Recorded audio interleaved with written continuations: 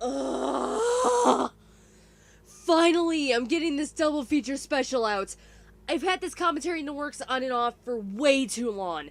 In fact, when I originally had this planned, it wasn't even a double feature.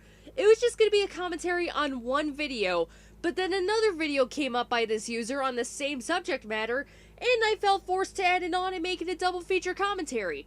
I knew it was going to add a lot more work, so I decided to work on it on and off while I did other commentaries, and of course with real life coming into the mix as well, you can imagine why this commentary took so long.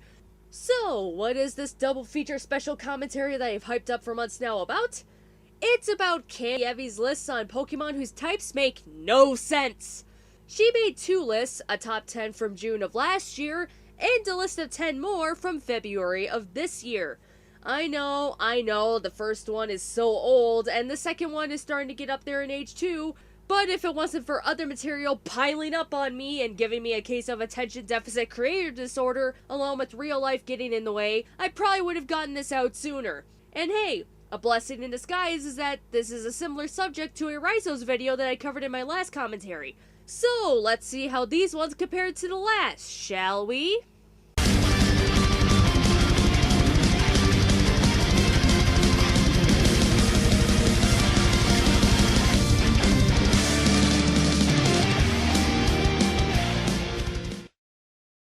Have you ever looked at a Pokemon and thought that its type just doesn't make sense? Well, I have many times. And so, today's video is going to be a countdown of the top 10 Pokemon whose types appear to make no sense at first glance. At first glance? The title of your video implies that it's about Pokemon whose types make no sense at all. If a Pokemon's type makes no sense until you think about it and realize how it works later on, then it doesn't make no sense anymore, does it? In my opinion, of course. Nothing wrong with it being your opinion, but if the reasoning and arguments used to back up said opinion are questionable, I will call them out. And given how what you said the video is about comes into conflict with the video's title, we're already off to a bad start. Number 10 we have Yanmega. In general, I like Yanmega, but not as much as Yanma. It's on this list not because I feel that its current typing doesn't make sense as such. Yet another statement of yours that comes into conflict with the title of your video. If you're not saying that Yanmega's typing makes no sense, then it shouldn't be on this list. But it might suit another type a little bit more. In Yanmega's case, this typing would be Bug Dragon. The fact that Yanma and Yanmega are based on dragonflies is enough for this to work. Yanma suits bug flying much more than it would suit Bug Dragon, so I only feel this way about Yanmega. Yanmega's current typing still makes sense, which is why it's at the bottom of this list, but I still believe that the potential for a Bug Dragon type was very much a missed opportunity here. First off, dragonflies are not dragons. Even with that in mind, Yanmega isn't really based on modern dragonflies. You want to see mons that are based on modern dragonflies and their relatives of antlions, look at Vibrava and Flygon. Now, I imagine many of the people watching have seen my commentary on True Green 7's list of top 10 mistyped Pokemon, and I talked about Vibrava and Flygon's design in that. If you haven't seen that commentary, the link is in the description below. Now back to Yanmega. Yanmega, both in concept and in name, is based on the Meganeura insects. Meganeura is a genus of extinct insects that were around during the time of the Carboniferous geologic period, which started around 359 million years ago and ended around 299 million years ago. Yes, the Meganeura insects are related to our modern-day dragonflies, but they are not the same thing. Yanmega's bug flying type makes perfect sense if you look into where the idea for Yanmega came from, and it even explains how Yanma evolves into Yanmega. Yanma can only evolve into Yanmega after Yanma learns Ancient Power. Given how Yanma is based on a genus of insects that went extinct close to 299 million years ago, all of a sudden Yanma learning Ancient Power in the first place makes a lot more sense. You see how it all works out in the end? At number 9 we have Helioptile and Heliolisk. We all know that these two are part electric type, but what could the other type be? I thought that the typing of these two was completely obvious, but I was wrong. I first came across Helioptile in Route 9, a route that you would typically expect to be inhabited by ground types. In fact, the other two Pokemon that can be encountered in this route, Hippopotas and Sandile, are ground types. Helioptile's Pokedex entry in X also states that it makes its home in deserts. Sounds like a ground type, right? No! Electric normal. This just doesn't make sense to me. You know what other Pokemon make their homes in deserts? The Cacnea line, the Darumaka line, Maractus, and Sigilyph. You know what all these Pokemon have in common? None of them are ground or rock type. Normal types are generally based off mammals and birds too, and these two are clearly reptiles. They just don't show many characteristics typical to that of normal-type Pokemon in my opinion. The Jigglypuff line, the Lickitung line, Ditto, the Porygon line, Dunsparce, Castform, Kecleon, Regigigas. None of them appear mammal-like, and all are part or pure normal type. In fact, Kecleon is also based on a reptile, yet not counting its color changeability, it's pure normal type by default. So why are you complaining about the Helioptile line being based on reptiles and being part normal type? Also, I find it interesting how you complained about their normal typing, yet didn't address the other half of their type combination.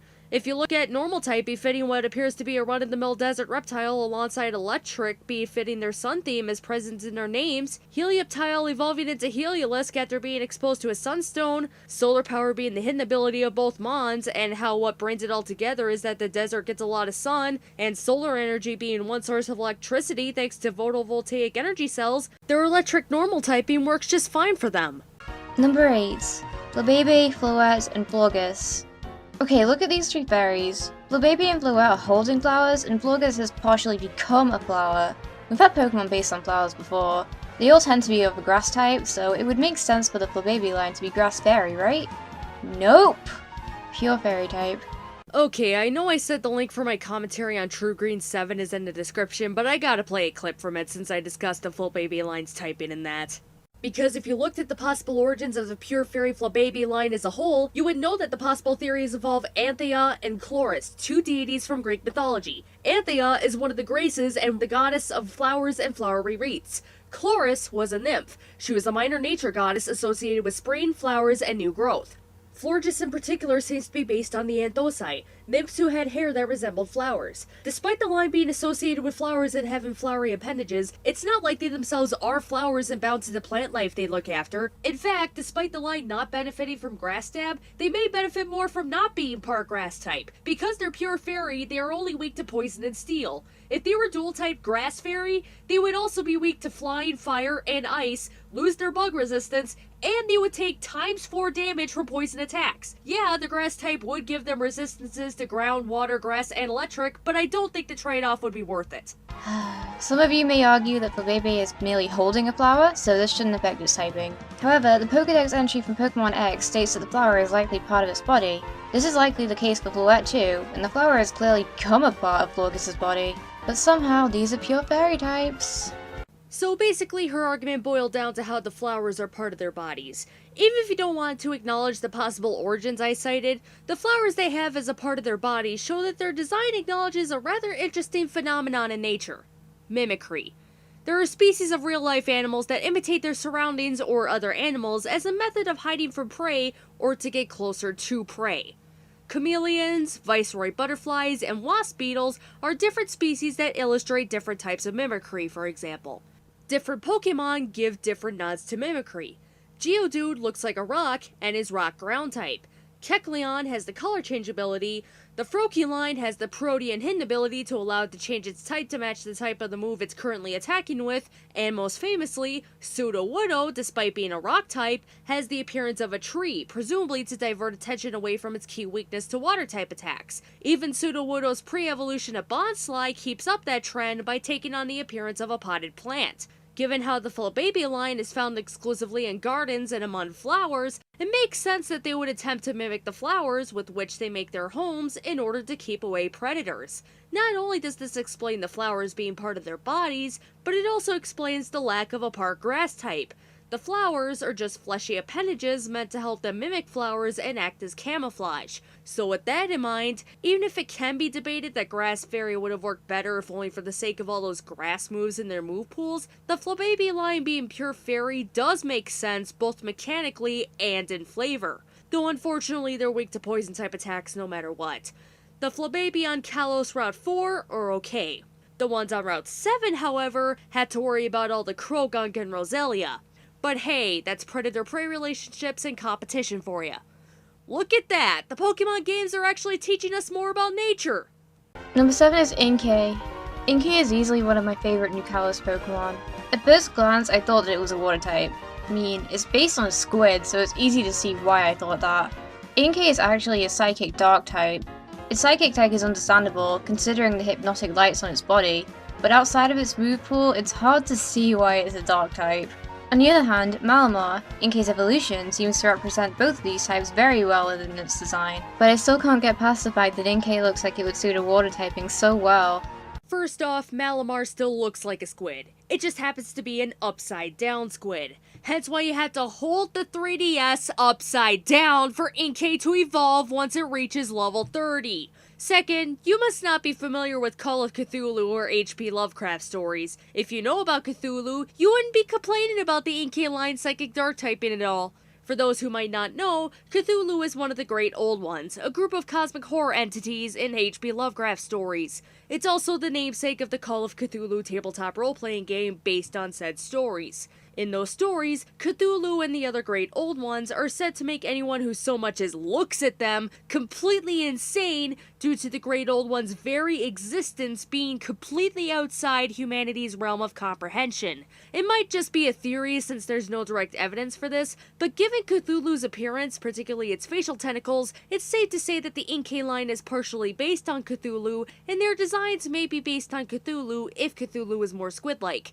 If you imagine the Inkay line as being partially based on the cosmic horrors that drive people insane, the psychic dark typing is a lot more apt for this pair of squids. Game theory time! Number 6 is Jinx. Jinx has always been one of the more confusing Pokemon to begin with, but its ice typing is just not obvious at all. You'd only be able to guess her type if you stuck her against a snowy background. Now, I might be completely off the mark here, but I heard somewhere that the ice type was actually implemented into the Generation 1 games very late into their development. I don't remember the source that I heard that from. Gotta so love how feel you free to reference a correct me if source I'm you wrong. don't remember In any enough case, to this would be why properly there are cite. no pure ice types in this game, as the type was simply stuck onto other Pokemon, including Jinx.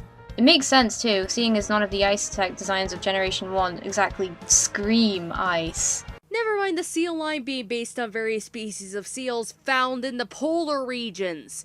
Cloyster, however, I couldn't find any evidence about any of the species in the genus it's based on, Spondylus, being found in the polar regions. But because there's so little to read about online about the Spondylus genus as a whole, I can't say you're right or wrong. And Lapras? We'll be getting back to that later. For this reason, it's possible that Jinx was never even intended to be an ice type when it was first designed, but it was only added later. Why? Personally, I think that this may have been done to make Jinx stand out a little bit more from the other humanoid psychic types in Generation 1, but that's just my opinion. Okay, there are several factors behind the origin of Jinx, and every one of them gives a proper explanation for it being part ice. First, its original black coloring was meant to signify frostbite. Even it being recolored to purple in the Gen 2 games works precisely because that coloring is still a nice parallel to frostbite. Another theory is that the original black coloring was based on the legends of Nordic princesses' skin becoming black from being out in the cold for too long. Again, frostbite. Furthermore, continuing the possible Nordic inspiration, it could be based on cartoonish depictions of the operatic Fat Lady, known for portraying Valkyries in various operas. Valkyries come from Norse mythology. Another possibility, and the one I buy into the most, is that Jinx is based on the Yama-uba, a monster from Japanese mythology that was depicted as wearing a red kimono, having light hair, dark skin, and large lips, and it also has control over ice and snow. It would also serve to explain its part psychic typing if you look at telekinesis, and that applying to Jinx to explain its control over ice. Another interesting fact about the Yama-uba is that it was also known as the Yamanba. Yamanba is also a slang term for the extreme end of Japanese Ganguro fashion, which may yet be another explanation for Jinx having dark skin and light hair. All of this information I got from Bulbapedia, which just says to me that you didn't do any research for this. You supposedly found a source that stated that Jinx getting its part ice typing came late in the original game's development, a source you didn't cite because you couldn't even remember what that source was, yet you couldn't go to Bulbapedia to look up possible origins for Jinx's typing? Are you fucking kidding me? My choice for number 5 is Palkia. Palkia is one of my favorite Pokemon, but I have to admit that its typing doesn't really make a lot of sense. Palkia's counterpart Dialga, a Dragon Steel Pokemon, really does look its type. Unfortunately, I just can't say the same for Palkia. First off, Palkia is colored like a pearl and appears to have pearls on its body, which is fitting for the version mascot of the Pearl version of the game. Pearls come from mollusks, which are found in various bodies of water. Second, a theory is that its design, particularly its head crest, is partially inspired by the goblin shark, which is a fish. Third, and this is the most important part, there's its role in the Pokémon universe to take into account. Its typing makes more sense when you look at Dialga and why Dialga is part steel.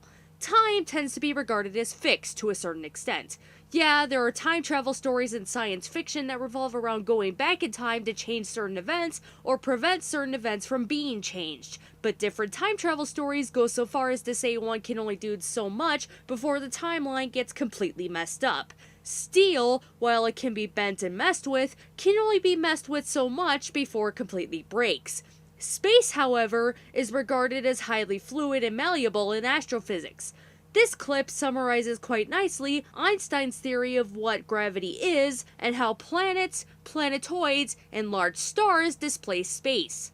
It wasn't until Einstein came along and told us that gravity is when large masses sitting in space displace space the same way a boat displaces water in a bathtub. Normally, space has no properties, no gravity, no direction, no up or down, but when you add a planet or a planetoid or a sun into space, you basically bend space. You push space out away from that object, and space tries its best to force its way back to where it used to be, but it can't because there's an object in the way, and instead ends up pushing other planets and ourselves down towards that surface.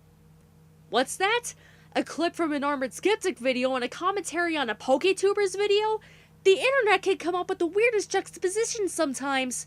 In all seriousness, Palkia's part water typing and how it ties into the theory of the fluidity of space shows that the designers on Game Freak's development team are really good at doing their research. Now, if only some fans could bother trying to follow in their footsteps. Number 4 is Mega Gyarados. When I first saw Mega Gyarados, I thought that for sure its typing would be Water Dragon, but I was wrong. Mega Gyarados' typing is actually Water Dark. The Dark type seems to completely come out of nowhere. Except that if you look at Gyarados' moveset, there are more dark moves in its move pool than there are dragon moves, so Mega Gyarados being part dark works in game mechanics and in design. Just look at it! Gyarados, along with Charizard, has always come under scrutiny for being part Flying type instead of part Dragon type. Mega Charizard X fixed the problem for Charizard, but Mega Gyarados didn't follow suit. So, I guess we have to accept that this guy will never be a real dragon after all. I like how there's a good argument in favor of the idea that Mega Gyarados should be Water Dragon instead of Water Dark, and she didn't even bring it up. The Magikarp line's egg groups are Water 2, which has mostly fish with a few mons based on cephalopods, and Dragon, which contains many draconic-looking Pokemon. Even so, that can be countered with the fact that the Ekans line, the Trico line, Seviper, the Feebas line, the Scraggy line, and the Helioptile line are in that egg group as well. Basically, if it's reptilian, chances are it's in the Dragon Egg group even if those mons aren't Dragon type. Furthermore, Water Dark actually works pretty well, especially if you know what the Dark type is called in Japanese. In the Japanese versions of the game, the Dark type is called the Evil type. I'd say Mega Gyarados looks pretty evil. Not to mention that Mega Gyarados is the strongest mon in the main villain's team in X and Y, so there you go.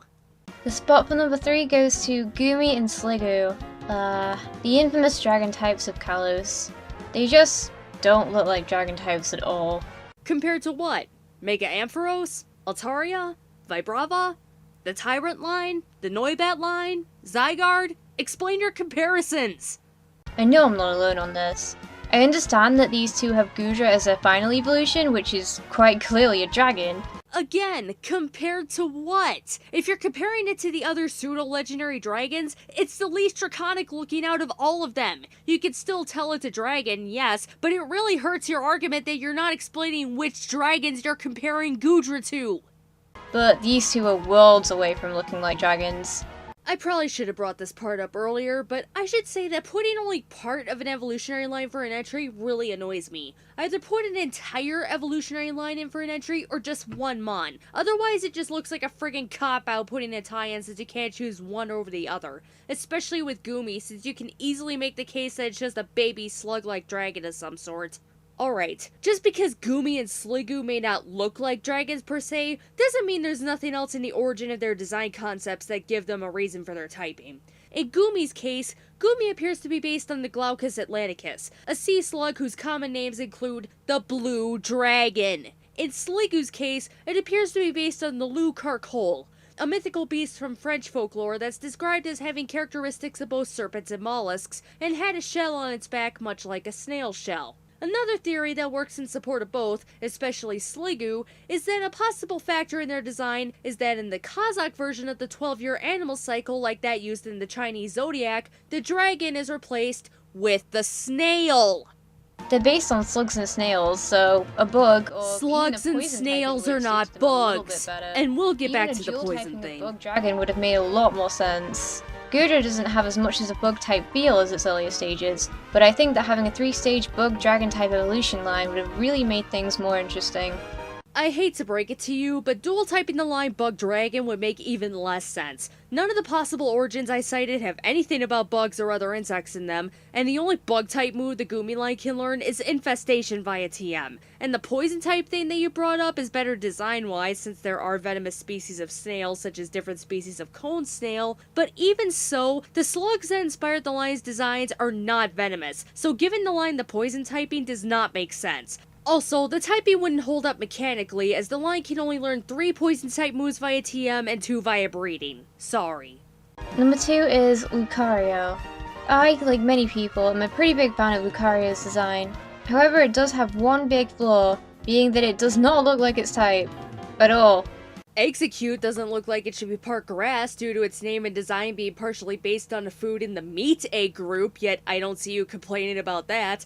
Just saying, your complaint seems rather vague and arbitrary right now, but go on. I would genuinely be unable to guess Lucario's secondary type if I didn't already know what it was. I understand that it was a good idea to give this Pokemon a unique type combination of Fighting Steel, especially given the abundance of pure fighting types.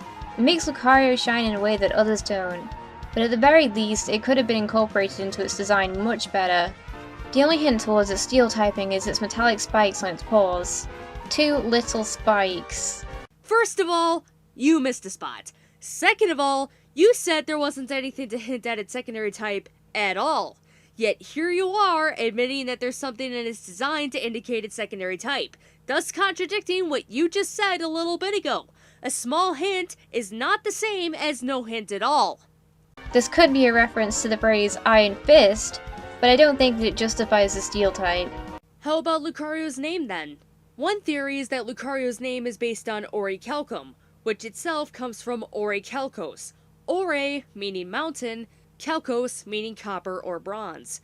Orichalcum is a mythical metal mentioned in several ancient writings, including works by Hesiod, Plato, and Josephus. In Plato's writings in particular, it was mentioned to be second in value only to gold, and rumored to have been mined in Atlantis, but by the time of figures such as Plato and Critias, Orichalcum was known only in name.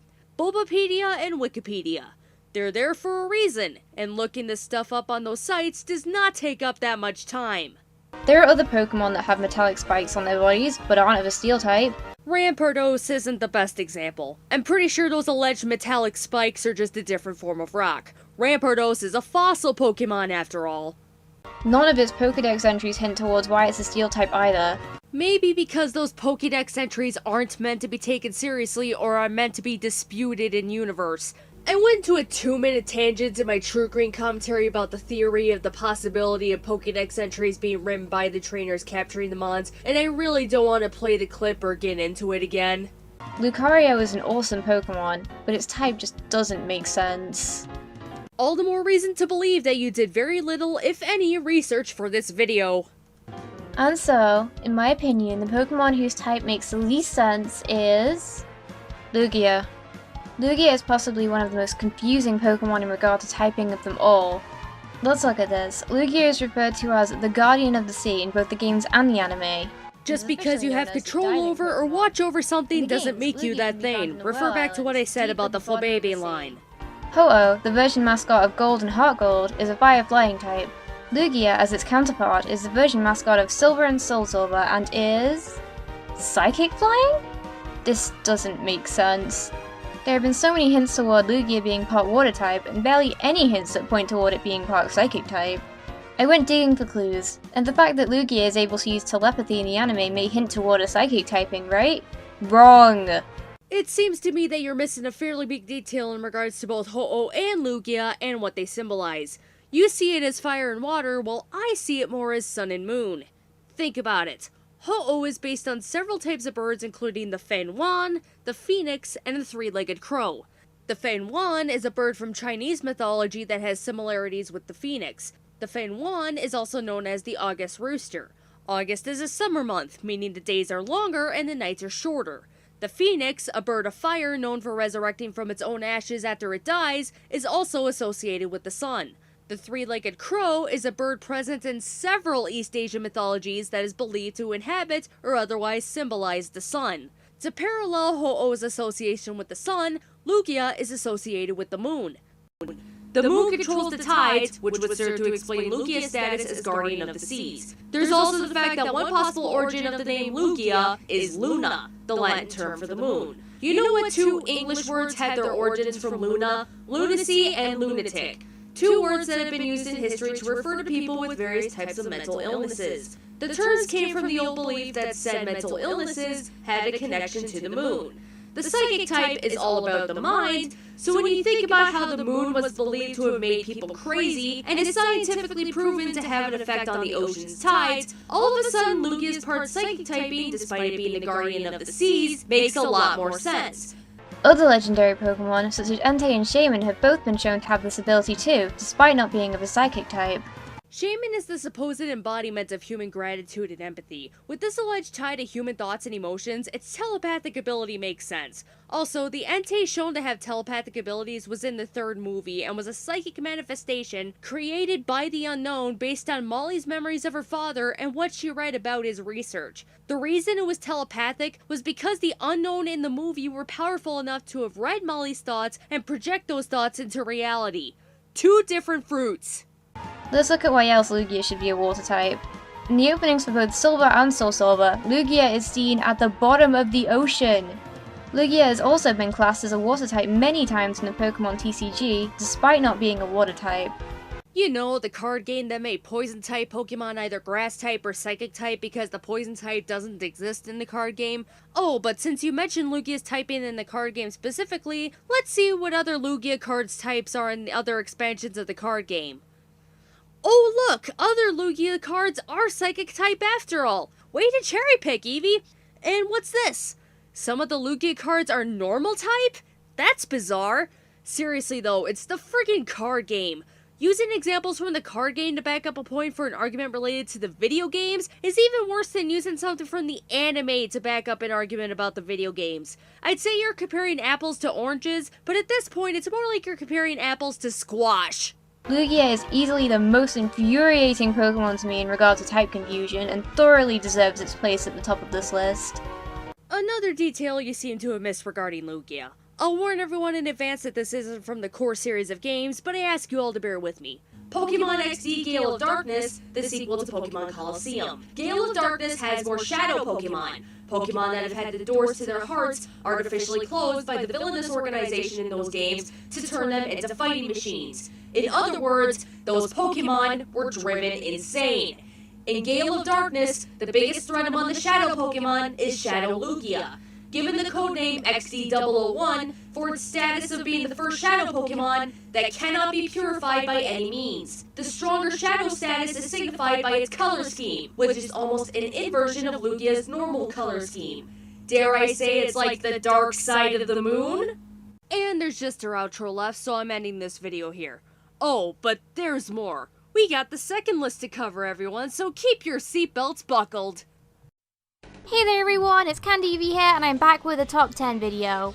Well, sorta. You may recognize the title of this video, and that would be because this is essentially a part 2 to one of my very first top 10 videos. The video, Top 10 Pokemon Whose Types Make No Sense, is somehow my most viewed video at over 600,000 views. Which is just crazy, especially seeing as this was one of my very first trivia style videos, and it certainly is not my best. But while I can't redo that video, I've been wanting to make a follow-up video for quite some time. The fact that she says it's not her best and calls this a follow-up yet doesn't seem to address any real flaws with that top 10 video says to me that she stands by what she said in that top 10 video. Now you know why I started with commentating on that video despite that video being over a year old. So, in today's video, we are going to be looking at 10 more Pokemon whose types appear to make no sense at first glance. If they appear to make no sense at first glance yet do make sense later, then they cease to make no sense and thus shouldn't be on the list. Seeing as I have already made a top 10 video on this topic, the Pokemon featured here are in no particular order at all. The Pokemon featured on this list are here because their official types don't seem to suit them very well, or there are other types that I think would suit them more. With that out of the way, let's get started. So basically this list has no sense of progression whatsoever. Neither did the last one, despite that being a top 10 list. At least you're being upfront about the lack of progression in this list, so points for honesty this time around. Number 1. Psyduck and Golduck. Do I even need to explain this one? Yeah. When you're presenting an argument, even one as simple as this, you need to back it up with evidence. That's kinda how arguments are supposed to work. We learned this shit in high school. Heck, Psyduck even has a little hint toward its powers in its name. Psyduck, as in Psychic Dog. I just don't understand why these two are pure water types. Their Pokédex entries go on and on about their mysterious powers. Mysterious or odd powers, yet they have access to so few psychic type moves. Points to these entries, at least they have some form of in-game evidence to back them up, unlike so many other dex entries in-game. They have a ton of psychic type moves in their move pools. A ton of psychic type moves in their move pools, huh? Let's stop and count, shall we? Only 4 via level up, 5 via TM, 4 via breeding, and 3 via tutoring, 2 of which it can already learn via level up. This sounds like a lot, right? Well, here's the problem. It learns more normal type moves via all of these categories except for tutoring. 6 via level up, 18 via TM or HM, and 7 via breeding, while it can only learn 1 via tutoring. So using your logic, you might as well say it should be part normal type. But that's still pure water type. Why? These two are some of the few Pokemon that I am genuinely unable to justify their type. If you knew what Golduck was based on, you wouldn't say Golduck was mistyped at all. Golduck's design is based partially on the kappa from Japanese folklore. The kappa is a species of monster said to inhabit ponds and rivers and was believed to try and lure people into those bodies of water in order to drown them.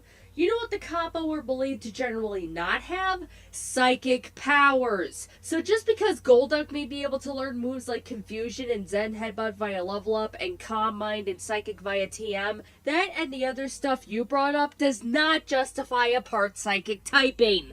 Why would you leave so many hints toward a psychic typing and then just leave them as pure water types? It doesn't make sense.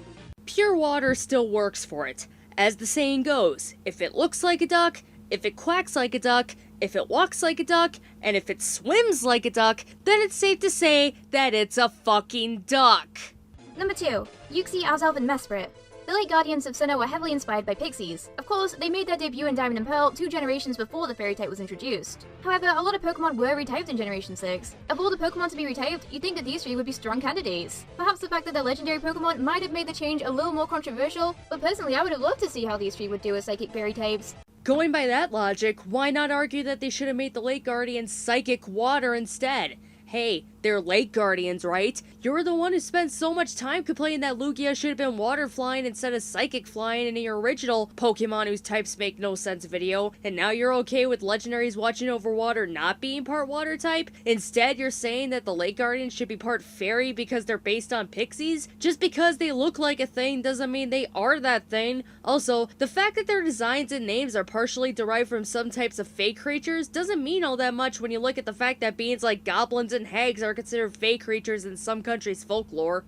Azelf in particular would be interesting, seeing as it has the most potential of the 3 as a physical attacker. But hey, we already have Gardevoir as a psychic fairy type already, so we're not completely let down.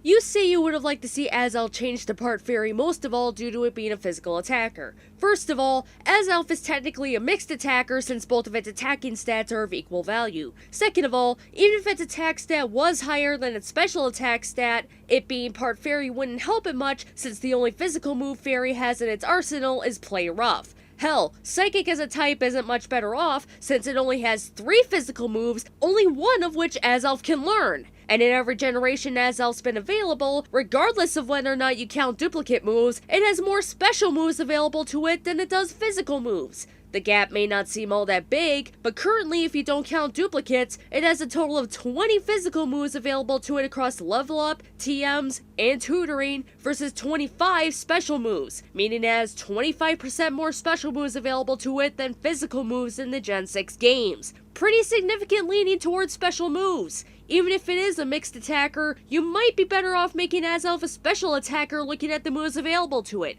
But don't take my word for it, look at Smoggin. The only effective strategies it lists that allow Azelf to capitalize on its attack stat are as a suicide lead using Explosion, while as a special sweeper, you can set up with Nasty Plot and use Psyshock and Fire Blast to sweep.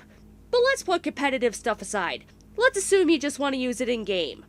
Its most powerful physical moves besides Explosion are Giga Impact, which is the physical equivalent of Hyper Beam, Last Resort, which you can't even use unless all your other moves are completely out of PP, Iron Tail, which only has 75% accuracy, and Natural Gift, a move which not only requires holding a berry to work, but getting its most powerful base power requires one of the most rare berries in the games, and the berry held also affects the move's type. Physical attacker my ass! Number 3. Azurill. The lowest stage of the Azumarill line, Azurill was introduced as a baby Pokemon a generation after its evolutions. Marill and Azumarill at the time were pure water types, later being changed to Water Fairy in Generation 6. Azurill looks pretty similar to its evolutions, right? So it would be safe to assume that it would share their typing. Upon its debut, Azurill is a pure normal type. What? It looks so similar to its evolutions. What's so different about it that it requires a different typing? It's a baby. It needs time to age before it can really fit into its surroundings. How is that so hard to understand? Azurill learns a bunch of water-type moves naturally through TM and egg moves. How does this make sense for something that isn't even a water type? Its Pokédex entries even go on about how it lives near water too. It has all the signs pointing toward a water typing, so why is it a normal type? It doesn't make sense! Azurill is normal fairy and used to be pure normal pre-Gen 6. It changes type when it evolves. You know what else it can change when it evolves? Gender. Azurill and Marill are a reference to the fact that some species of animals change their biology as they age to a different phase of their lives. It's not just sex. Some animals go from living only on land to living in water and on land. So Game Freak decided to design a line based on that. You see how it all comes together? Number 4. The entire Tynamo line. This line, of course, heavily draws inspiration from electric eels. Electros's Pokédex entry states that it climbs out of the ocean, suggesting that it makes its habitat there. As well as Chargestone Cave, Tynamo and Electric can also be found in Seaside Cave, which would suggest an aquatic habitat. I'm pretty much indifferent to the types of these Pokemon though. Even if a partial water typing would make more sense seeing as they're based on eels, I can still understand why they are pure electric type. You can understand why they're pure electric? Then why did you put them on your list? Number 5. Shelmet. Shelmet and Carablast both have pretty strange ways of evolving. They only evolve when traded with each other. During this process, Carablast supposedly steals Shelmet's armor and then evolves into a Scavalier. And Shelmet, left without its armor, evolves into a Selgor. As a result of having stolen Shelmet's armor, Carablast also gains a Steel type upon evolution. It makes sense, right? Well, not until you see that Shelmet was never even part Steel type in the first place. Why? If Carablast gains a secondary Steel type upon evolution as a result of stealing the same armor that Shelmet wore all along, then wouldn't it make sense for Shelmet to have been booked Steel to begin with? I just can't seem to make sense of it. The problem is that you're oversimplifying it. The fact that they evolve while trading with each other is a big factor. If it was as simple as Carablast steals Shelmet's armor and both evolve as a result of that, then why would trading need to be a factor at all? Not much is explained about the trading process itself, but given how various in-game mechanics are involved, such as needing to be in a Pokémon Center, the Pokémon's friendships being reset to their base friendships after the trade is completed, the Pokémon evolving after the trade is completed if they do indeed evolve as a result of trading, etc., shows that some sort of electrical stimulation occurs as part of the trading process. Maybe that electrical stimulation affects the armor in some way and gives the Carablast more armor and makes it part Steel type when the Carablast evolves into a Scavalier. And that's also why Shelmet was never part Steel type to begin with. There wasn't much armor for it. Really, it's just a little helmet when the Shelmet has it, but it's enough to slow it down. When it evolves into Excelgor, however, holy shit, it's fucking lightning fast, but at the cost of low defenses. Its offensive stats are quite good, its special attack in particular, because look at it, it's a fucking ninja now! You know, if you actually stop to put the pieces together, you'd see that it's actually a rather interesting puzzle here. Number 6. Gramble. Snubbull I am willing to let go. It at least looks like it suits a fairy type a little bit. But Gramble? Just look at it! How does this thing even remotely resemble a fairy? Because as everyone knows, all fairies had to be pink and girly. I think Tamashi Hiroka would like to have a word with you. It turns out that Snubbull and Gramble are based on the Kusith, which are creatures from Celtic mythology, which literally translates to dog fairy. Kusith, huh? Let's get some pictures of that. Huh, what do you know? What do all of these pictures have in common? None of them are pink or girly in any way, shape, or form. Way to invalidate whatever argument you had. You want to know how else you invalidated your shallow argument there? You acknowledged why Gramble's typing makes sense. It's literally a dog fairy. A dog fairy the size of a bull. Hence why it looks like a bulldog. Game Freak knows their shit. So would you if you bothered to look up Kusith on Google Images and Wikipedia. Not that fucking hard nor time consuming. Number 7. Persian. While Persian's current type does sort of make sense, I can definitely see a typing of normal dog, or even just a pure dog type working for it. Doesn't it look really menacing?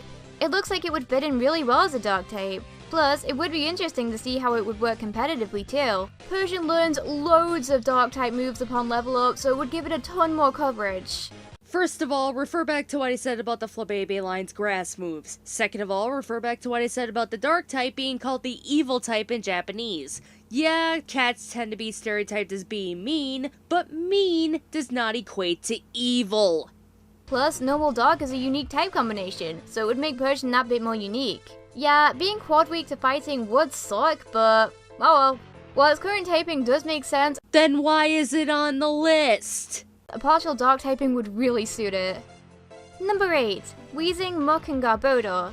Three-way tie from 3 different evolutionary lines. Way to give off an even bigger cop-out entry than Goomy and Sliggoo being in the same entry in the last video. Okay, so I've grouped these 3 together because I would retype all of them for very similar reasons. It's not that the current typing of these 3 don't make sense as such. God fucking damn it.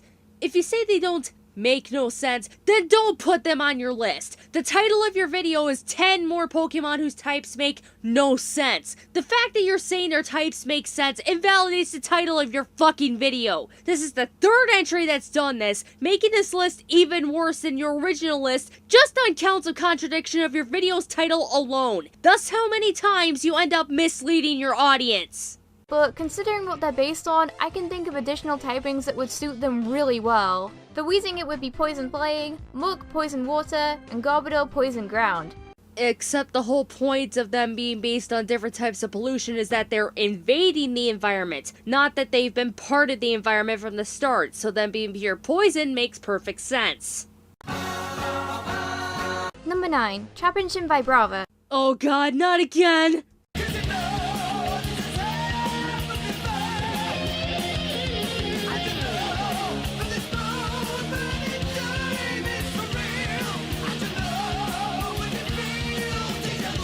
Number 10. Lapras. Oh Lapras look, is it's genuinely later! one of my favorite Pokemon of Generation 1, but I just don't get its type. Lapras is a typing of Water Ice. The water part of its typing doesn't even need to be questioned, but I just don't understand why it's an Ice type. It doesn't really look like an Ice type. It's not found in any cold areas with the exception of Icefall Cave, which was 2 generations after its initial debut, and its origin doesn't even back this up either. This tells me that you didn't even bother looking at the origin section of its Bulbapedia page. If you did, you would know that 2 possible factors in its design are blue whales and humpback whales, both of which can be found in Arctic and Antarctic waters, which are really fucking cold. Lapras is based on the Loch Ness Monster, which just makes a pure water typing make even more sense. Oh really? Do you know how cold Loch Ness is? Its waters are only 42 degrees on average throughout the year, and that's at the surface. Loch Ness is about 752 feet deep. Even though the temperature of the water never drops below 44 degrees after a certain depth, it doesn't change the fact that when Loch Ness's water is cold enough for people to risk getting hypothermia for a good portion of the year, it would make sense for a Pokemon based on the Loch Ness Monster to be part Ice type, even if Loch Ness's water doesn't spend much of its time below the freezing point. Even if I don't think that it makes a lot of sense, the Ice type does benefit Lapras a lot competitively, so I'm not exactly complaining. yet you still felt you had enough to work with to put it on your list. This just backs up the idea that the ice type was added later on in Generation 1's development, so it was kinda just pasted onto a bunch of Pokemon, including Lapras. So many months after the first list, yet you still couldn't find that source to back up your claim. At least with something like Dugong, I can sorta see why it would be an ice type, but in Lapras' case, it just really isn't all that obvious. I'm hoping that if we ever do see Lapras get a Mega Evolution, then that would be a great opportunity to really incorporate its ice typing into its design. If you bothered actually doing your goddamn research, you would find that some of this stuff actually does make sense, and Lapras being part ice already works. And I'm ending it here since it's just her outro left. Good lord, these lists were even worse than True Green 7's list. And despite the first video being one of her first top 10 lists ever, the second 10 list was even worse than the first. More counts of contradicting the video's title, more shallow arguments in general, a seemingly more blatant lack of research, which in a video that was meant to be more focused on trivia, there really isn't an excuse for. I understand that at the time Candy Eevee made these videos, or at least at the time the second video was made, she had a very busy upload schedule, so I'm guessing that the amount of time she had to devote to this particular video was very limited, but I still stand by my points about how looking up certain stuff on certain Pokemon's Bulbapedia pages would not take up that much time. And to her credit, she has lined up on her upload schedule slightly since the second list was made. Candy Eevee, if you're watching this, I want to stress that this commentary is not an attack or an intent to insult you. It's just meant as a critique of the videos I commentated on and ways to improve future lists. Because despite the fact that I had so many problems with the lists I commentated on, I see potential here, and I'm certain that you can do better. That concludes this commentary. Until next time, this is Galeforce saying thank you all for watching, and have a nice day on the internet, everybody.